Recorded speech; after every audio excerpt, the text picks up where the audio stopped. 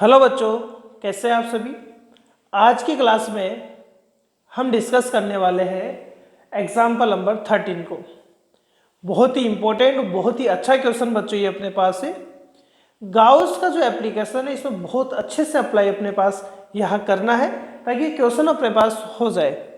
तो चलो डिस्कस करते हैं बच्चों और समझो इसको क्या कहना चाह रहा है अपने पास में।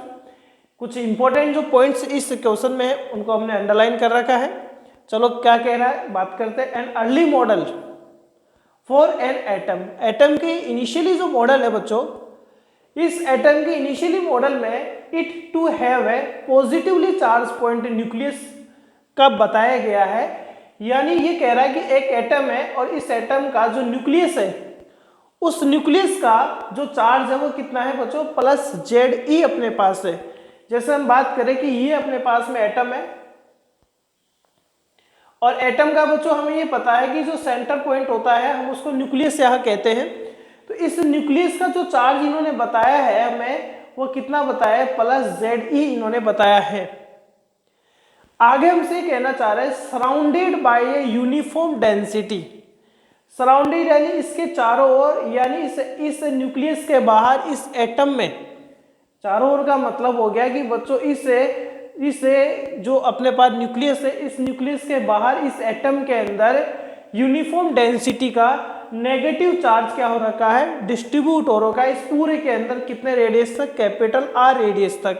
यानी हम ये कह सकते हैं कि इस पूरे का रेडियस कैपिटल R है और इसके अंदर इसमें क्या कर रखा है बच्चों, इन्होंने यहाँ नेगेटिव चार्ज क्या कर रखा है, डिस्ट्रीब्यूट कर रखा है यूनिफॉर्मली। यानी डेंसिटी जितना इस न्यूक्लियस का है या जितना इस एटम का है, मतलब जितना नेगेटिव चार्ज का डेंसिटी उतना ही पॉजिटिव चार्ज का डेंसिटी यहाँ पर है। आगे हमसे ये कह रहा है the atom as a whole is neutral. Atom जो है कंप्लीटली बच्चों न्यूट्रल है। इफ एटम इज न्यूट्रल, यदि बच्चों एटम न्यूट्रल है तो द वैल्यू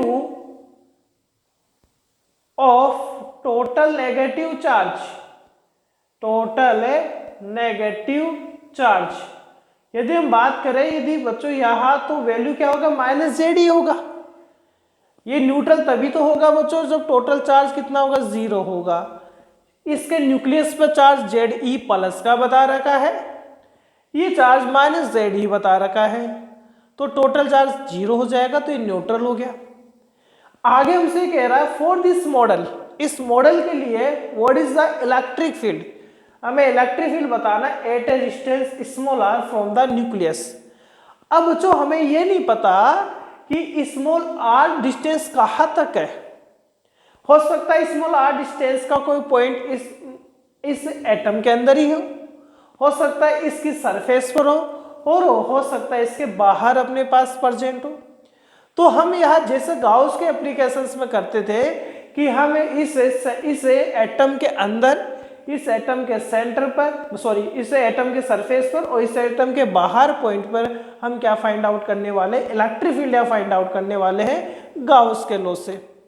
तो चलो एक बात जो हमने यहाँ देखा कि बच्चों uniform density of negative charge, uniform density of negative charge, तो यहाँ डेंसिटी कितना होगा नेगेटिव चार्ज का, यानी हम बात करें डेंसिटी, कौन सा डेंसिटी, चलो उसका ही बात करते हैं बच्चों। ये जो नेगेटिव चार्ज अपने पास डिस्ट्रीब्यूट हो रखा है वो किस में हो रखा है, वॉल्यूम में हो रखा है, क्योंकि डिस्ट्रीब्यूशन 3 टाइप का होता है। तो ये वॉल्यूम चार्ज डिस्ट्रीब्यूशन है, तो यहाँ volume charge density find out होगा, जिसको रो से हम डिफाइन करते हैं, रो से लिखते हैं। और ये क्या होता है बच्चों, चार्ज डिवाइडेड बाय क्या होता है, वॉल्यूम होता है। सो चार्ज, पॉजिटिव चार्ज के लिए नहीं नेगेटिव चार्ज की बात हम कर रहे हैं, तो ये आगे बच्चों Ze ही रहेगा और पूरे में क्या हो जाएगा, रेडियस कैपिटल R³ अपने पास हो गया। तो ये डेंसिटी हो गया इसका नेगेटिव चार्ज का। पहली बात समझ में आ गई है। चलो अब हम बात करते हैं कि बच्चों पहला पॉइंट में क्या ले लेता हूं कि मुझे स्मॉल r डिस्टेंस तक क्या इलेक्ट्रिक फील्ड फाइंड आउट करना है। तो मैं पहला जो पॉइंट है बच्चों वो इसके अंदर ही ले लेता हूं। इसके अंदर मैं ले लेता हूँ स्मॉल r डिस्टेंस तक। अब हमें चूंकि गाउस का लॉ यहाँ अप्लाई करना है तो बच्चों मुझे इसके अंदर स्मॉल r रेडियस का गाउसियन सरफेस यहाँ बनाना पड़ेगा। गाउसियन स्फेरिकल सरफेस हमने यहाँ बना दिया।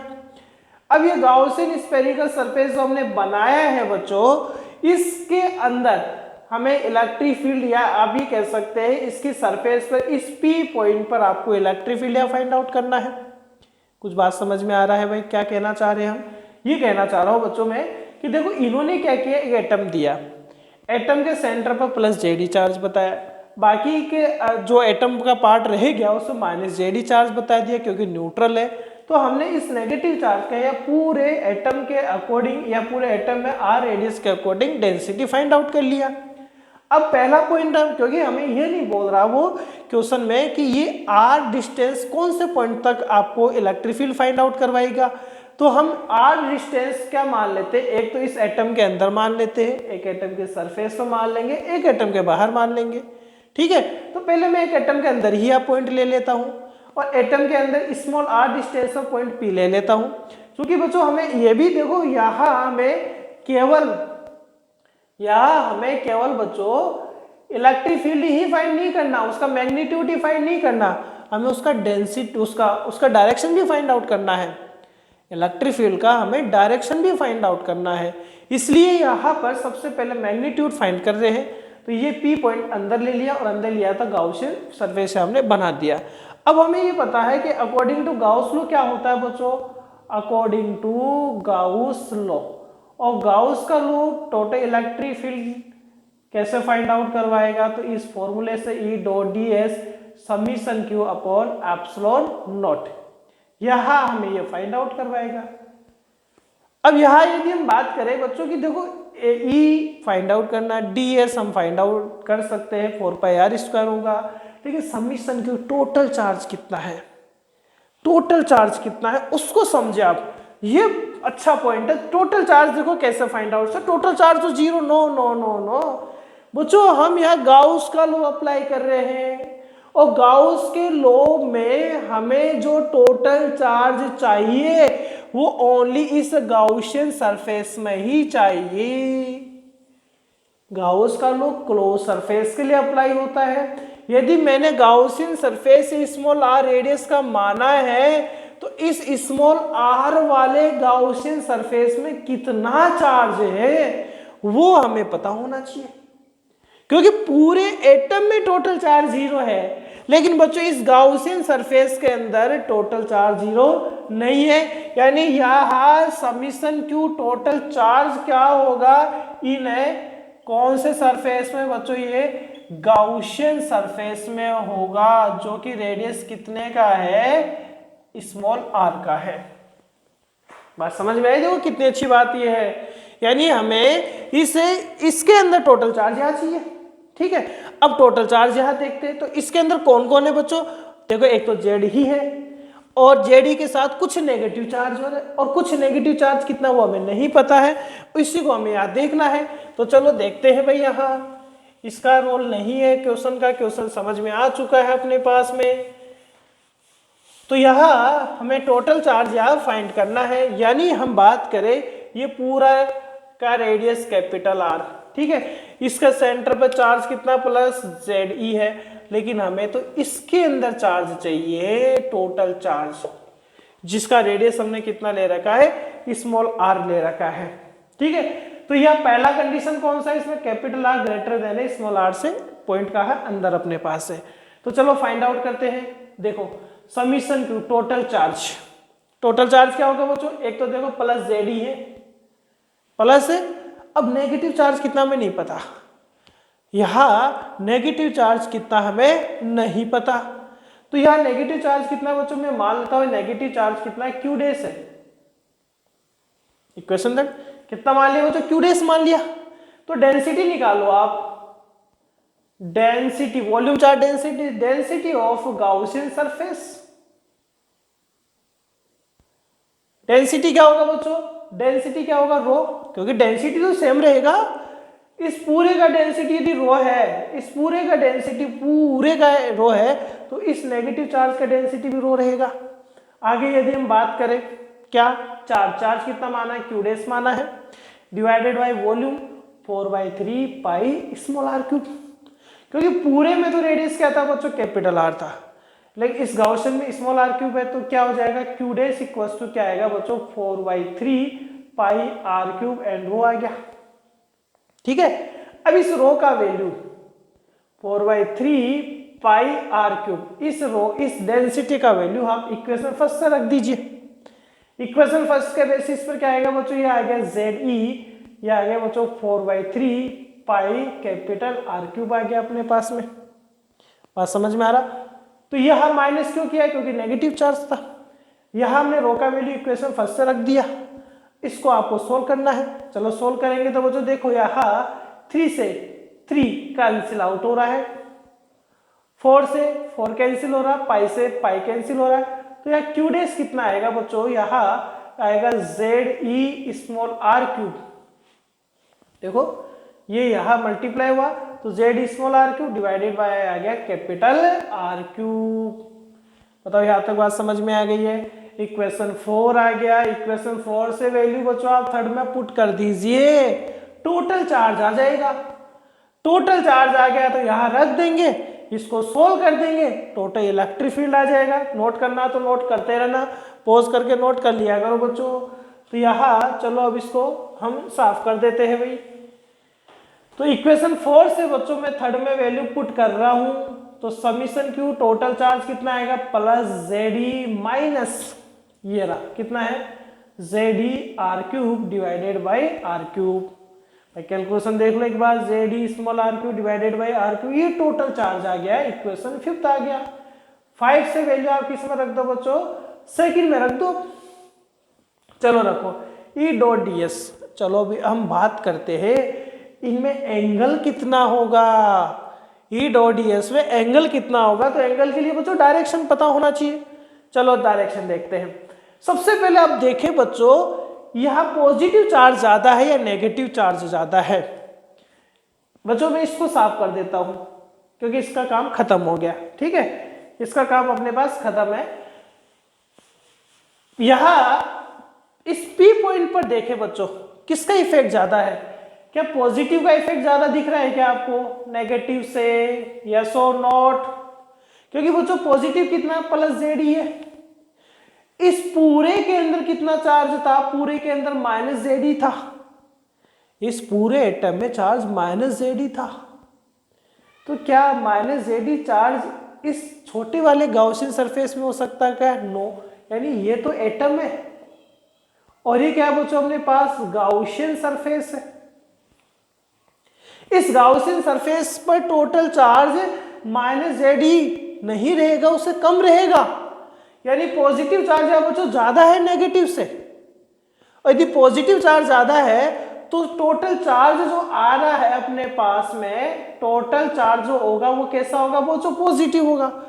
पॉजिटिव में बच्चों जो इलेक्ट्रिक फील्ड होता है वो कैसा होता है? आउटवर्ड होता है, बाहर की साइड होता है। सो इस गाउसियन सरफेस पे इलेक्ट्रिक फील्ड आउटवर्ड होगा। और हमें ये पता है बच्चों एरिया, वेक्टर एरिया सरफेस के परपेंडिकुलर जस्ट बाहर होता है, आउटवर्ड। तो यहाँ हम बात करें थीटा कितना डिग्री रहेगा? 0 डिग्री रहेगा। थीटा 0 डिग्री रहेगा तो यहाँ मैं क्या लिख सकता हूँ? EDS cos 0 degree. Total charge ये रहा कितना है बच्चों? Total charge ZE minus ZE r cube divided by r cube. बताइए आ चुका है, सोल्व कर देना है, आंसर आ जाएगा। अभी तो बच्चों हम इनसाइड में फाइंड आउट कर रहे हैं, फिर हम इसके बाहर फाइंड करेंगे, सरफेस पर फाइंड करेंगे। तो बड़ा क्वेश्चन है, देखो बच्चों टाइम लगता है इस पर, लेकिन क्वेश्चन पूरा देखे आप तो बताइए क्या हो जाएगा? E और ds यानी एरिया। किसका एरिया बच्चों? हम गाउस के लॉ का यूज ले रहे हैं तो गाउसियन सरफेस का एरिया आएगा। गाउसियन सरफेस कौन है? स्फेयर है। स्फेयर का रेडियस कितना? स्मॉल r है। तो ये आ गया बच्चों 4 पाई स्मॉल r स्क्वायर। ये कितना आ गया? 1/, देखो यहाँ कॉमन आ रहा बच्चों, कॉमन ले लीजिए, ZE को कॉमन ले लेते हैं और ये आ गया एप्सिलॉन नॉट। ये क्या है? 1 minus r cube upon r cube. और सोल्व करें तो E इक्वल्स टू ये इधर चला गया, तो इसको देखो क्या लिखा जाएगा, ZE divided by 4 pi epsilon naught r square 1 minus r cube upon r cube, ये आ सकता है। ठीक है, और चाहे तो बच्चों में इसको सोल्व कर सकते हैं। जैसा आपको दिख रहा होगा ये k आ सकता है अपने पास में, ये k बन सकता है, 4 पाई एप्सिलॉन नॉट k बन सकता है। ये आर स्क्वायर, यदि मैं यहाँ और कॉमन लेना चाहूँ, आर स्क्वायर को कॉमन लेना चाहो तो और हम सोल्व कर सकते हैं, आप चाहे तो और ज्यादा इसको सोल्व करके कर सकते हैं क्वेश्चन। ठीक है, ये इलेक्ट्रिक फील्ड अपने पास इनसाइड में आ गया, क्लियर है। अब हम इसका आउटसाइड में देखते हो, सरफेस पर देखते हैं। अब हम इसके सरफेस पर देखते हैं भाई, ठीक है, इसका भी कोई काम नहीं है भाई। हम सरफेस पर देखते हैं और दोनों पॉइंट यही से समझाता हूं। ये तो एटम है बच्चों, इस एटम का सेंटर प्लस ZE चार्ज बता रखा है, इसके सराउंडिंग में टोटल माइनस ZE चार्ज बता रखा है। यदि बच्चों आपको सरफेस से फाइंड आउट करना पड़े, ठीक है, तो गाउसियन सरफेस भी एक तरीके से यही है, इसके बाहर मतलब ऐसे ही बनेगा पूरा, जिसका ये रेडियस कैपिटल आर था, ये स्मॉल आर हो गया। हम बात करें सरफेस पर तो क्या होगा, E dot ds total charge upon permittivity. बच्चों टोटल चार्ज सरफेस तक, टोटल चार्ज सरफेस तक तो पूरे एटम के अंदर जो चार्ज वो आएगा, और पूरे एटम के अंदर चार्ज कितना है, प्लस ZE माइनस ZE, कितना हो गया 0। तो सरफेस तक तो टोटल चार्ज का इफेक्ट 0, तो इलेक्ट्रिक फील्ड सरफेस पर कितना होगा, 0 होगा, चार्ज ही 0 है। तो अब हमें इसके आउटसाइड बात करें, अब इसके आउटसाइड यदि बात करें, ठीक है, तो चलो आउटसाइड बात कर लेते हैं भाई। आउटसाइड में ये एटम जिसका रेडियस कैपिटल R है, ये प्लस ZE है, इसके सराउंड में माइनस ZE है। अब इसके आउटसाइड ले लेते हैं, ये लोग गाउसियन सरफेस बहुत बड़ा बना दिया स्मॉल r रेडियस का, स्मॉल r रेडियस का हमने गाउसियन सरफेस यहाँ बना दिया। इस पर पॉइंट P पर आपको इलेक्ट्रिक फील्ड फाइंड करना। अब इस गाउसियन सरफेस के अंदर टोटल चार्ज कितना है, इस गाउसियन सरफेस के अंदर टोटल चार्ज आप देखो, एक तो प्लस ZE दिखाई दे रहा है आपको, एक माइनस ZE दिखाई दे रहा है, तो अभी भी यहाँ टोटल चार्ज 0 है, टोटल चार्ज 0 है गाउसियन सरफेस पर। तो हम ये बोलेंगे कि आउटसाइड पर इलेक्ट्रिक फील्ड भी कितना रहेगा, 0 रहेगा। तो यहाँ हम देख पा रहे हैं कि बच्चों यदि एटम न्यूट्रल है अपने पास में, तो इसके अंदर ही इलेक्ट्रिक फील्ड यहाँ प्रेजेंट रहेगा, इसके सरफेस पर, और इसके आउटसाइड में अपने पास इलेक्ट्रिक फील्ड कितना होगा, 0 रहेगा। आप बच्चों मेरे चैनल पर न्यू है तो आप इसको सब्सक्राइब करें, लाइक करें। आपको कुछ समझ में नहीं आता और भी कुछ आपको कोई टॉपिक आपको पूछना है, किसी भी चैप्टर को आपको रीड करना है, या मान लो उसके क्लास के वीडियो अपलोड नहीं हुए, तो आप कमेंट बॉक्स में जाकर कमेंट कर सकते हैं। Thank you.